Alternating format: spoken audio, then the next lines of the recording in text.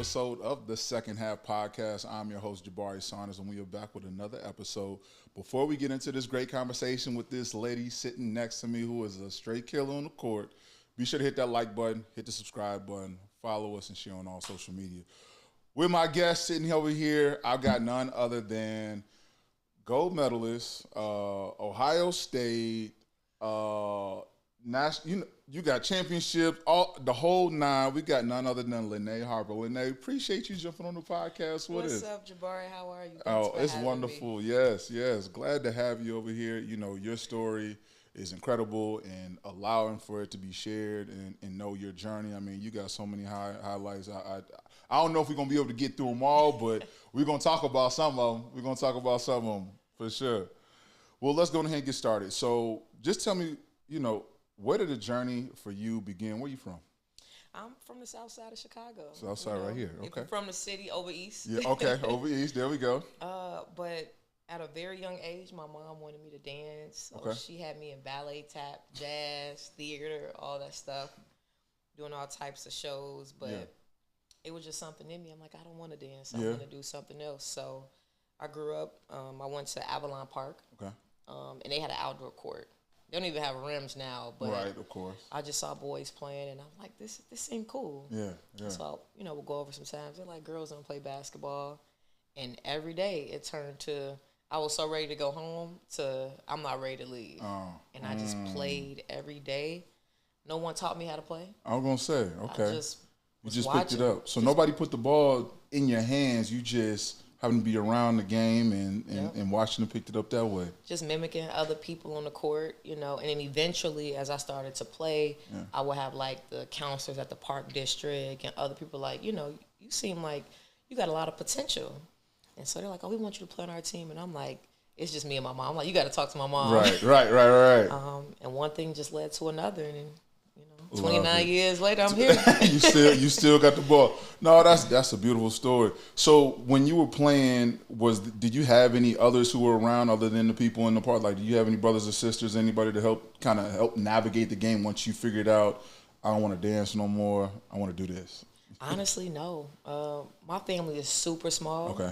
I'm the only child. Okay. My mom's the only Likewise. child. Oh, wow. So I didn't have any siblings around, but me going to Robert A. Black Elementary School, they were really, really well known for, one, academics, but also basketball. Yep. So me and Jabari Parker, we played on the team together. He was like that bigger brother I had to give me that toughness I needed, but also to protect me, when we played against other young boys and teams. So that's just pretty much where it went. And I grew up playing with all boys. So. I was going to say, what was that? Because, at that time, there weren't many city teams that had all-girls teams. It was like you either had to play with the guys or whoever was out there you had to play with. That's it, And I can't even tell you how I got on these teams, but my very first team, shout out to Chuck, shout out to Pookie. Yeah.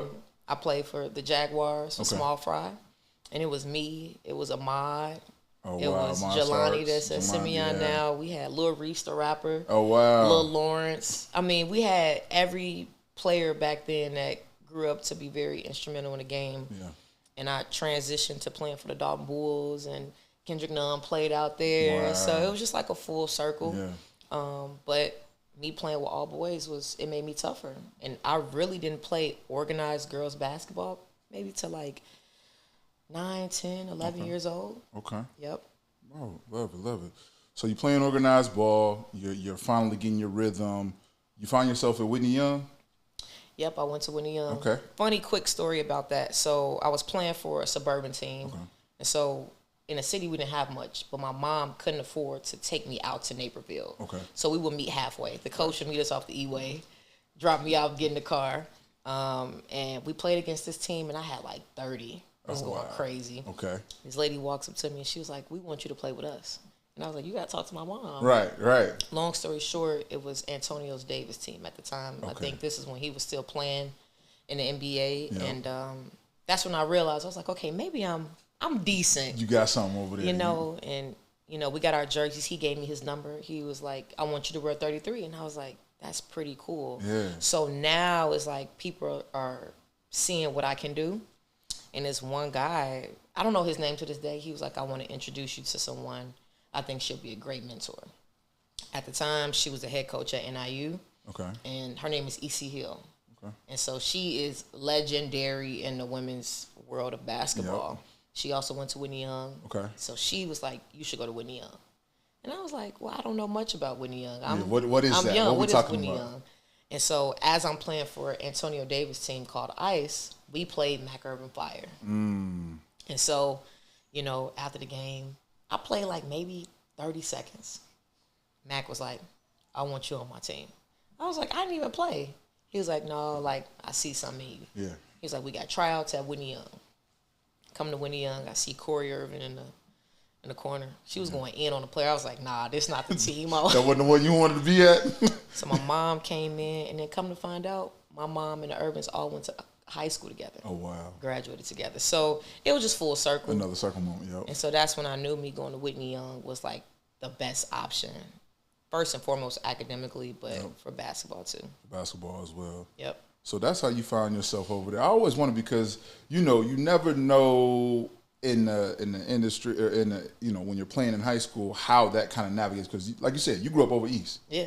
So you find yourself going to the west side every morning to go to school over there. And I had to move too because I couldn't commute from living on 87th, 93rd to, Laughlin. Exactly. So we ended up moving closer so that my mom would be able to take me to school and so she could get to work. Got you. Yep. It all worked out for you. It all worked out. In 4 years, 4-time city champ. I'm about to say, let me know what it looked like, because I heard y'all was over there getting busy. We were so good. Like, all 12 players went D1. Wow. We won city every year. Everyone wanted to beat us. And we couldn't beat Bolingbrook ever. Okay. So my junior year, IHSA switched the rules. They were tired of seeing us at state. So they said, we're going to have y'all play at super sectionals. And that probably was, to this day, probably one of the best games to ever go down on the women's side. 4 overtimes. Wow. Yep. I got hurt the night before that game. Oh, stop it. My ankle was the size of a grapefruit. And still got out there and wrapped it up, iced it. Ibuprofen. Yep. And I still didn't know I was good. I still was like, I think I'm decent. Yeah. I was top 5 Eisner Player of the Year. But I knew I was good when I got my first letter to try out for USA Basketball. Wow. And that's when I was like, that's big time. Yeah, that's of course. When you know. Exactly. Because it's like they had over 125 girls there trying out for a 12-player roster. Yep. I'm like, so how can I, stand out, Yep. And so when I made that team is when I knew I was like, okay, I think I'm solidified. You probably went back to Whitney and was like, yeah, okay, I'm one of them. I really am one of them in the city. Not only the city, but now we're talking about the nation on top of it. Now, did you have, like you said, you played for the Jaguars, at a younger age, but, going out to Naperville and back and forth, and then you playing here in the city, on the road, how was that kind of recruiting area for you? Because you're winning all your city championships, you're showing what you need to do, but of course that's where you start to get the exposure during the summertime. How did you kind of garner the attention of college coaches during that time, especially after you got your first letter? It was crazy. Like I still have a huge bend to this day.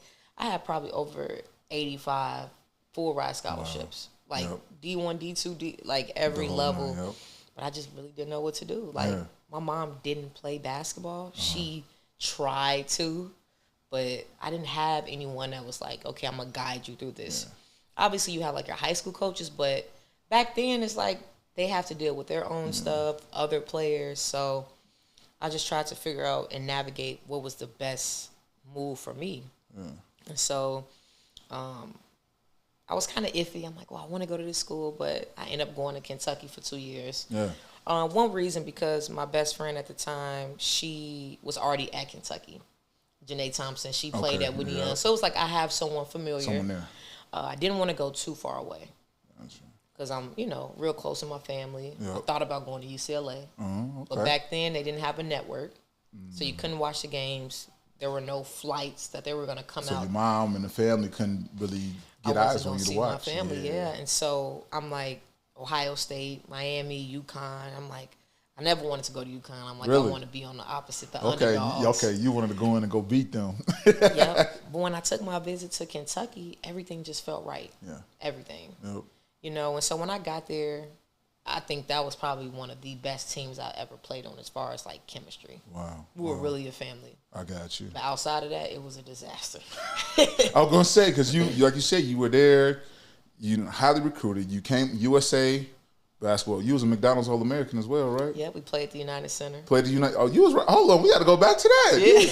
You got to play in your hometown at the UC McDonald's All American as well. Yep. Hold on, what was that like? Because not many people get the opportunity. Who was the one before that? Maybe what? Candace. So right before me, it was Janae Thompson. Janae Thompson. Amanda Thompson. Okay. Dominique Canty, E.C. Hill. At least that's from. Yeah. And they all went to Whitney Young. And they all, of course, all went to Whitney Young. But I was like, I don't know if I'm gonna be like a McDonald's All American. Like I knew my name had buzz, but I didn't know it all.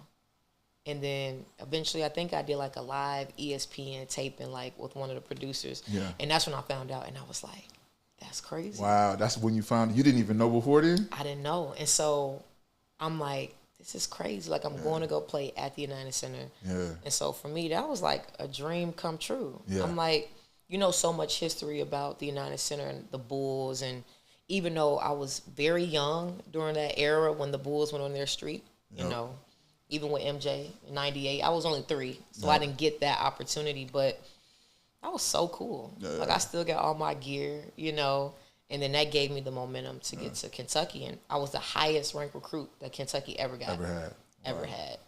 And so I got there, and most people think when you leave or transfer to another school, I had something to do with playing time, but that wasn't the case for me. It was more so like happiness. Yeah, I tell people all the time, when you choose a school, you want to choose somewhere where it's like your second home, because you're gonna go through, obstacles. You're gonna have challenges, but when you walk into your home, you feel safe, and you feel like it's gonna give me the motivation to try again and get better. Yeah, and I didn't feel that. Okay, I didn't feel like I was in a position where I was gonna be elevated and pushed beyond the game, and so I was like, where am I gonna go? Yeah. And so Ohio State was my top one before I chose Kentucky. Before you chose Kentucky. Yep. And so, what was the deciding factor at that point when you were before you chose Kentucky that said, I'm going to go here instead of Ohio State? Was there anything in there that you had was like, or was it just simply just Kentucky is like, I feel? It was style of play. Okay. At the time, their style of play was they played zone, walk the ball off the court.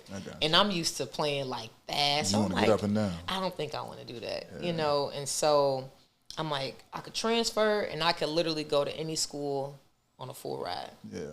I wanted to go to Ohio State. Took another visit there, and I just loved it, right? But a lot of people don't know this. They didn't have a scholarship for a semester. Oh, wow. So I ended up walking on. Really? I took out a $15,000 loan. Jeez. And I was just like a walk-on. That's the process. But you knew that's where you wanted to be at. That's where I wanted to be. And me taking that risk, like obviously it was tough, but I ended up leaving there still debt-free, and then also they were able to pay for my master's. Nice. So I was able to graduate with my bachelor's and then also my master's. But even at Ohio State, like it was the opposite, right? So I loved the coaches, I loved everything, but our team dynamic wasn't the best. Okay. And because of that, that's why I always made sure with my personal game, I can do everything. Gotcha. Because you don't want to be stuck to, Linnae can only right. Only because as I was looking up some things just from a stat, and actually because I wasn't able to get to watch you play because I was hooping myself overseas during the time. But as I was just kind of going back and looking, I'm like, she's under 6 foot, but she was leading and rebounding. Mm-hmm. Not many people doing that. Like. So you were just one of those players that whatever needed to be done, I'm going to do it. And it sounds very related to a lot of how Chicago basketball players play. Oh, yeah. What is it that you need? I started guarding the 4. It's like I need to be on the court. Yeah. Exactly. So I'm going to do whatever. Do what you need to be on the court. Yep. And so I still was able to average a double-double. So yeah. It worked in my favor as far as like me being talented and me being in a situation where we won Big Ten back to back. Yep. I was the only player in school history to get 6th Player of the Year. All big team tournament, all that stuff. But it also hindered me as well. Really? Because at this point, I got almost every accolade you could think of, even WBCA All-American, and I'm like, now it's draft time. So it's time for the WNBA, and finish the season off well. We made it to Sweet 16, and talking to some scouts, everything should be cool. And looking at mock drafts, I was projected to go second round. Yeah. And long story short, I'm watching the draft with my family, and name didn't get called. Really? Before we get to that, was there somebody who was there kind of helping you navigate that journey? Because you're coming from playing, you spent your 2 years at Kentucky, the 2 years at Ohio State, you thrive, you're doing well on the court, you're seeing so much success. Did you have somebody else kind of walking you through it or helping you, or did you have to kind of figure it out on your own? I wouldn't say figure it out on my own. I always had support and love, but I can't say I had like that one person that would be able to help me navigate through like me transferring. Like I just literally walked in his office. I called my mom. I said, "Can you be here tomorrow?" She drove. Wow. He had no clue. No clue. Just walked in. I said, "I'm transferring." He said, "Cool, no problem." And now I'm like, "Okay, what's next?" Yeah. But I'm really big on building relationships. Yeah. So that's one thing that did help me.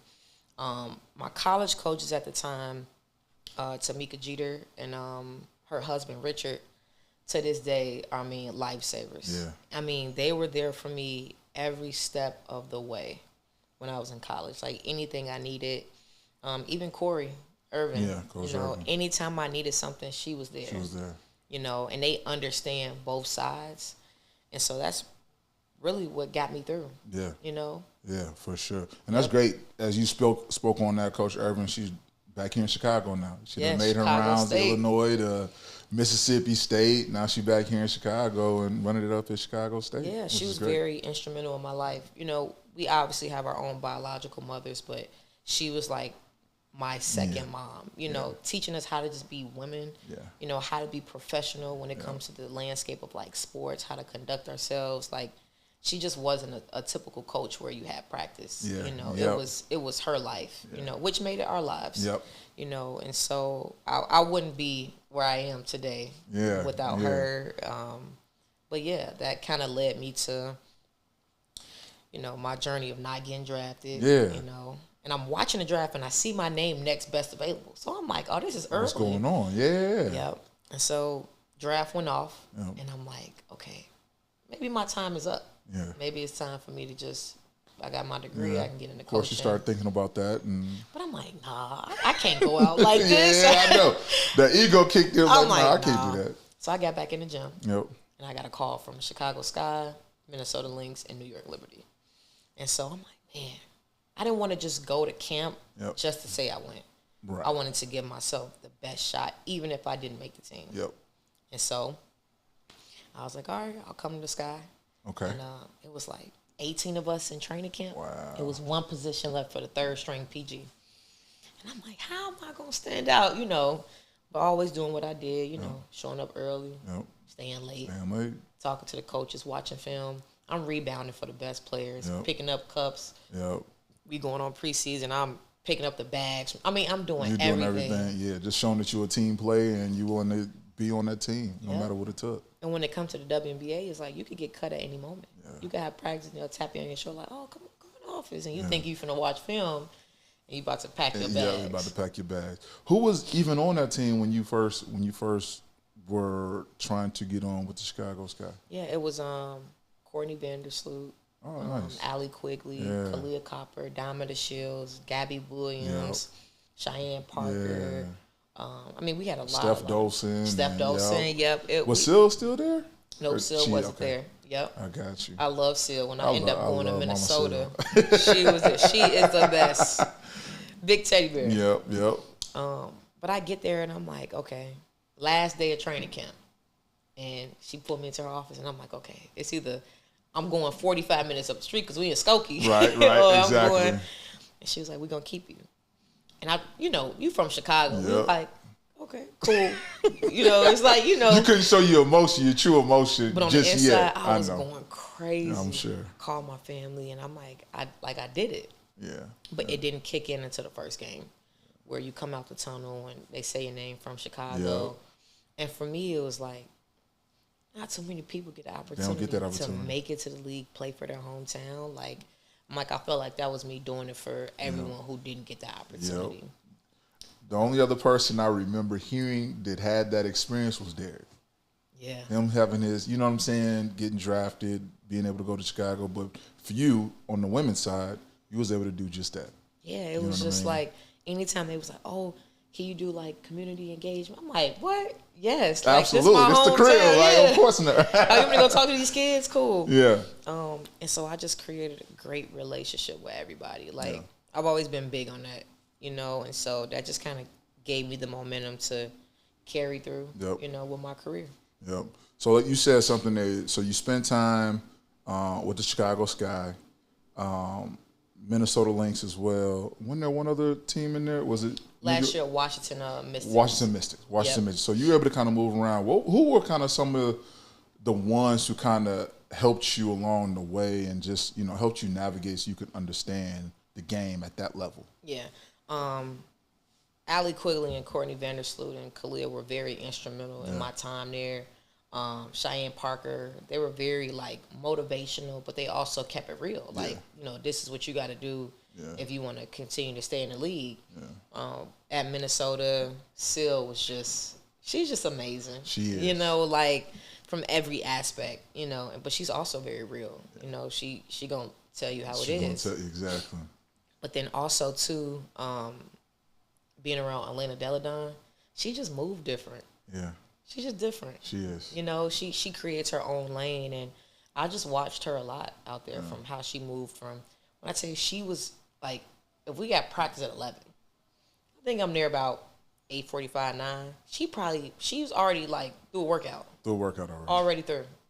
So I'm like just a true definition of like professional, greatness, and it shows. I mean, one game she had 25, and it was smooth, like she was in a pickup.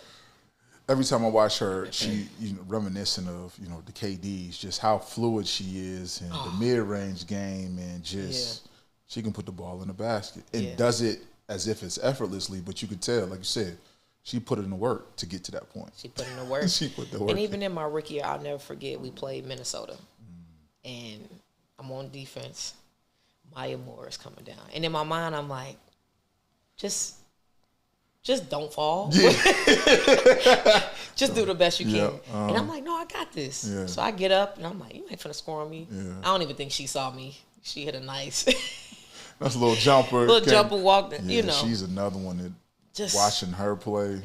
Just amazing, and I'm just grateful to be able to have that experience, to even be around greatness, And it just continued to carry me through my journey, So, yeah.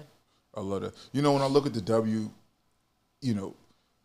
there's nothing but the best of the best players playing in that game. Mm-hmm. Like, and I don't think people realize or give it they're starting to give it the respect that it deserves. Yeah. But initially, you think about it, like, everybody could have played at UConn. Everyone could have played at the Texas, the Ohio State, like all the school, the Dukes, what I mean? All of them who are really good, LSU's, but it's like you're getting the best of the best around the country, and you're now having them all play in one league. It's like you're basically playing in the Olympics every day. Yeah.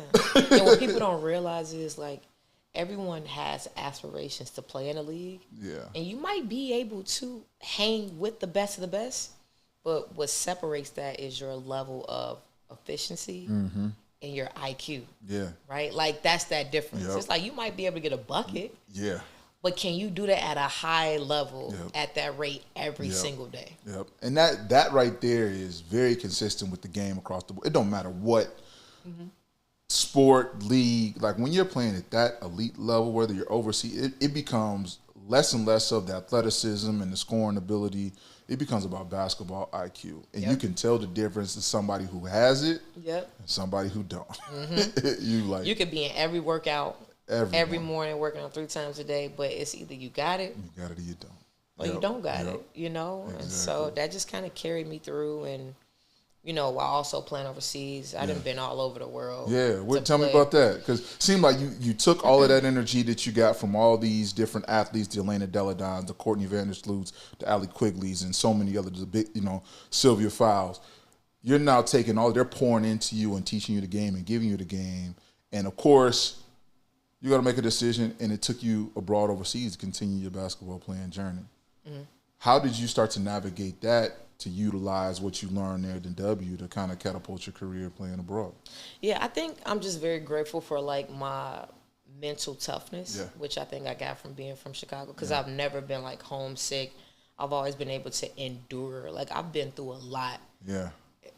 With overseas, that's a whole nother story. Once you get, I'll tell you that once you get on that plane and them wheels leave the ground, you're like, I don't have nobody to call me on the other side and say, come pick me up, I'm ready to go home, or I want a hot meal, or I just need somebody to just come and kick it with. You don't have that. Figure it out. Like language barriers, the living conditions. We're used to living nice, you know, and it definitely was a humbling experience, but I learned so much from other people, you know, and it really taught me like how to be an adult. Yeah. And you really on your own. You know, and so, for sure. Now let's get back to overseas. Where was the first spot that you actually, you know, after you got off the plane? Where was the first spot that you landed playing? I went to Israel. Israel, your first year? And that was a crazy experience because I missed my connecting flight. Oh wow! Because I was on the runway here at O'Hare for like 3 hours. Oh yeah. Yep. So I get there, they don't speak not a lick of English. They like, we ain't got no more flights. I'm blowing my agent's phone up. He's not answering. Of course. I don't want to call my mom because she's going to freak out. But I finally get there, and living conditions, I'm like, this is crazy. Yeah. You know? But I pushed through, you know. Got through that. Well, I didn't even make it through that full season because my agent quit being an agent. He's like, I don't want to do this no more. Wow. So now I'm in Israel trying to, like, navigate through. And figure it out. Yeah. Wow. So I dealt with that, and I had some good moments overseas overall. Yeah. Like, I've played in, Riga. I played in Latvia. I played in Italy. Okay. I've done, I've been in Amsterdam, Lithuania. I've been in Japan. I've been to China. I've been, like, it's so many places I don't even remember at this point. But it's been cool. Yeah. But the most fun I've had was in Puerto Rico. Puerto Rico. That season it just don't get no better than that. I'm gonna say you in the sun, you hooping. Man, what? You play 40 minutes. You know, you play more games than you practice. Like it's just, I love that. But in the midst of all of that, when I was playing, I still was thinking about, okay, what do I want to do after basketball? It's like, because at some point it's gonna come. Yeah. And I didn't want to be 35, 40 still chasing, you know, hoop dreams. Some people do. Yeah, you know, and there's nothing wrong with that, but I want to have something else. I want my transition to be smooth. So I always make sure, like, in my free time, I just wasn't asleep. Yeah. I kind of got in the habit of, like, always being in my room. I'm like, I'm in a different country. I need to go see new things, like go try new foods and watch videos just to learn more. And that's how I kind of got into it. I got you. Exposing yourself to different cultures and, you know, seeing what people do and how they navigate even within the language barrier that you had to deal with. Because that's always, I'll never forget when I was in Morocco my last year, I couldn't speak nothing of Islamic or Arabic language, but, you know, I was able to kind of see those, you know, nuances as related to different cultures being there in a Muslim country and all of that good stuff. But and I tell people too, like, sometimes you may not get paid on time.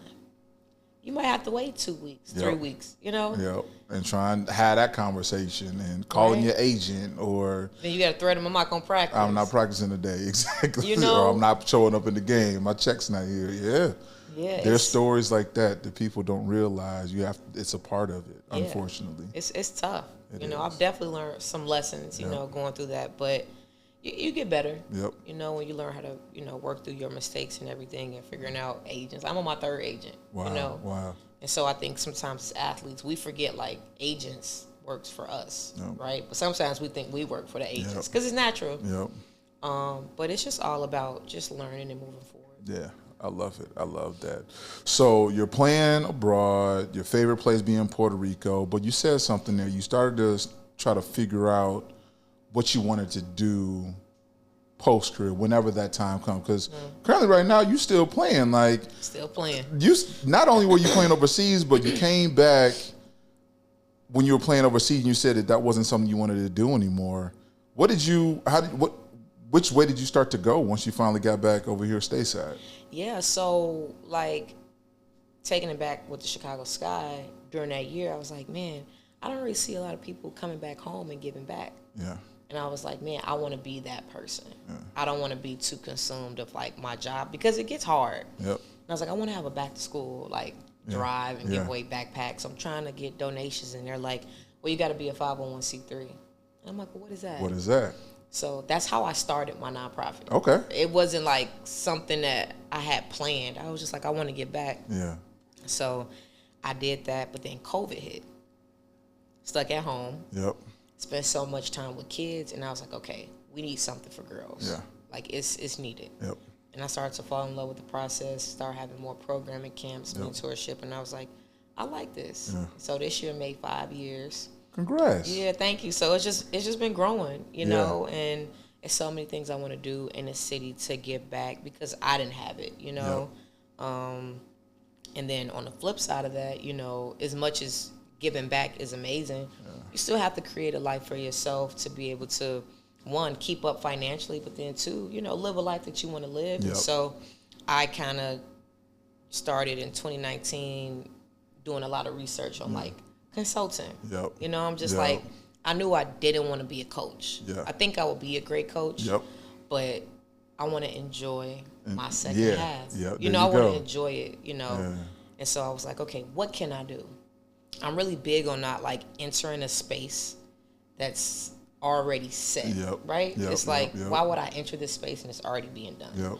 And so I just was trying to figure out what I wanted to do, and I'm like, I want to help athletes just navigate through that step by step, primarily focusing with women and young girls. I love it. So it's been going well. Like it's been picking up, and that's just something I want to continue to do. I love that. I love that. What were some of the things that, you know, you saw? You said you wanted to do things for the girls. What were some of the things you were seeing, you know, during the pandemic, pre-pandemic, and also post-pandemic that you saw a need for to help with your foundation? Yeah, so I went to, it was at St. Calabanis. They had like a 3rd through 5th grade tournament. This was a couple years ago. And it was 2 girls. Yep. It was an all-boys tournament. It was 2 girls, 1 on each team. Yep. And you could just tell, like, they wanted to play, but they just didn't fit, you know? And I talked to one of the young girls, and she was like, I want to play basketball, but amongst my kind. And I was like, I got to figure out how to solve that solution, you know? And so that kind of gave me the motivation to keep going and keep trying. And then adding on, like, big community events. I do an annual toy drive. Like, that's not something I ever wanted to do. Yeah. But I got called to partner. And last year we had over 750 people lined up, you know. So now I'm like, I'm looking forward to this. You know, they get to take pictures with Santa and you know, free hot cocoa and all that stuff and gifts. So I just have a passion for it. No, that's awesome. That's outstanding. We know how important it is. It's needed not only just here in Chicago, but in other major cities for sure. And, you know, want to make sure that people have that opportunity to participate and, you know, connect with the foundation and make sure they're giving back to those moments because it's important. And what I love about it is that same opportunity that you saw that you were missing because you were playing with guys like Jabari Parker and Jalen and Kendrick Nunn and so many others. You're one of the only girls who were playing with them. You didn't have the avenue, so you're seeing the same thing that you went through. These girls are kind of doing the same thing. Same thing. So that's great that you finding a space for them to participate and be a part of the game, which is awesome. Yeah, like if it was up to me, like I would have a full league, you know, for girls year round where, you know, they have access to training, they have access to great coaching, but then also they can play to get better. Yeah. You know, I think AAU is different than how it was back then, and I think we're not going to ever be able to change that. What we can do is change everything around that. And AAU was only for the summer. Yep. Right? So being able to implement something for the fall and the winter and spring to help them get ready for AAU. So that's a huge goal of mine. There you go. Yeah. I love that. No, congrats with that. One of the things that, you know, we talked about, not only, you know, you figured out the 501c3. Tell me a little bit about how you kind of figured out you needed to set up a 501c3. Where was your first steps that you had to do whether it was during the pandemic or after, like, where did you start doing that business side of things? Man, shout out to Excel Hardy. That is my main man. He helped me from paperwork to the knowledge to giving me the resources that I needed. And he was there every step of the way. Without him, I probably wouldn't even have a nonprofit. So he had been in that space. He has his own nonprofit, which is a testament, because I think in our community as Black people, it's this big like gap of like competition.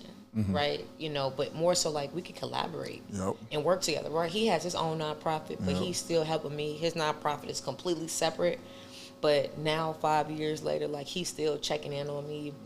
Any resources that I need. Like he just helped me get a grant not too long ago, and I texted him. I was like, "Thank you." You know, so it's just all about that like collaboration. And it's just been giving me the momentum to try to figure out new ways to help.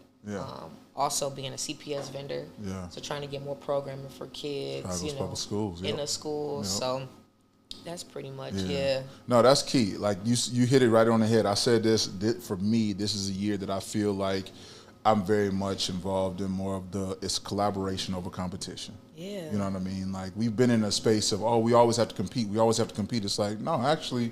Let me find a way to help you. If I got a resource over here, let me throw it your way, and vice versa. And like, let's find ways to build collectively versus always doing things independently. Yeah, and I think one thing that has helped me is that with social media, it's so easy to like hide your flaws. It's so easy to be perfect, but I make sure that I'm as authentic as possible with my story and my journey. Because if I act like everything is all good, these young kids and athletes are going to be like, oh, man, Linnae's life is smooth. You know, and so I'm not afraid of sharing, like, you know, my failures, you know, with people, you know, like we was talking about before, you know, I came home to try out for the Olympic team, you know, for 3-on-3. And to even be in that position is just amazing. It's just a great feeling. Absolutely. You know? But at the same time, it's tough when you try out for a team and you were just on a World Cup team and you help with that team to get gold, and then fast forward not making a team. It's tough. Well, let's talk a little bit about that. So, you know, you're playing with the World 3-on-3 team. Of course, 3-on-3 is I love the game because it's continuous. You're playing all the time. Like it helps. Again, the IQ has to come into play. Absolutely. You know, it's only 2 other people you got over there, and you're trying to score and score quickly and often. And I think what I love about the 3-on-3 game is like you're always involved in it. So when you came out to try out for it, what's that process look like for you? Did you have to go to like Colorado Springs, or were you here in Chicago, or where did you end up going to try out with that? Yeah, so with all of like my other experiences with just USA and basketball, it's always in Colorado Springs. But 3-on-3 is a little different. So we play in these women's series tournaments to accumulate the points to qualify for the Olympics. And so this year we had tryouts in Massachusetts at the Hall of Fame Museum, which was really cool. And so then, you know, you go through like just an extensive process of like paperwork. You know, all athletes across the board with the Olympics have to go through drug testing and, you know, blood work, all that stuff. And so once that is done, that's pretty much it. You know, it's the waiting game. So I was just waiting. And, you know, when I found out I didn't make the team, I'm like, man, you know, I put in so much work not to make the team. But I could have just felt bad about it, you know, pointed the finger. But I'm just like, you know what, it's life.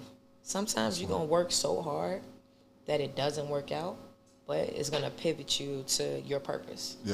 And it's up to you to figure out what that purpose is. And so for me, mine is sharing my story to help future ballers, right? You want to everybody want to go to the NBA. Everybody want to go to the league. But you might not. And if you don't, it's okay. And that's okay. And that's okay. You can still go to school for free, to college, to play ball. You can still go overseas. Because you can make a lot of money overseas. A lot of money overseas as well. You know, like you can still get a job coaching, you know, being a referee, being admin, like marketing, you know, start your own podcast, whatever it is that you want to do. Don't feel bad about the failures. Absolutely. You know, you just have to, one, keep the right people around you. That's going to motivate you and bring you up when you're at your lowest moments. And also, too, you know, pick yourself up. You know, it's a revolving door.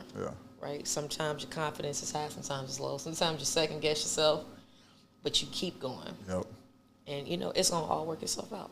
I love that. Yeah. I love that. No, you hit it right on the head. I mean, you got such an amazing story. I feel like we're going to have to unpack some more later on down the road because I even want to hear. I mean, it's really dope to even hear about, you were a part of that team that helped qualify this team in order to go out and go compete at the highest level. And that team ended up taking home bronze, right? Yep. To medal, right? And so, yeah, Derica and was it Haley Van Leeth and it's two other ladies that played that were ball. I can't think of their name, but it's awesome. People don't see the backside, the parts that happened before in order to get them to that point, which it's always great. So congratulations on that. I know you didn't receive the bronze medal, but you were a part of it, and you got a chance to help them get to that. So that's very huge and big for you as well. No, I appreciate that. No, I appreciate you, this platform that you're giving for the second half. I think it's something that needs to be told. A lot of athletes struggle with it, that second half, right? Yep. Because most of us, especially if you're from Chicago, there's no plan B. There's no plan B. It's like it's either this going to work or it's not. Yeah. And a lot of kids now are afraid to fail. Yeah. If you fail, you're giving up. But it's always a second half to that, right? If Sure it don't is. work out, you go another way. So thank you for providing this platform and bringing me on. I appreciate it. Yes, sir. Yes, sir. Appreciate you, Linnae. I'm glad you're able to get on and tell your story. Where can people kind of keep in contact or check in on you and see what's going on with the foundation and things of that nature? Where can they kind of follow you at? Yeah, so my Instagram is _Harper Kid. You can find me on there. It has in my bio everything regarding my nonprofit.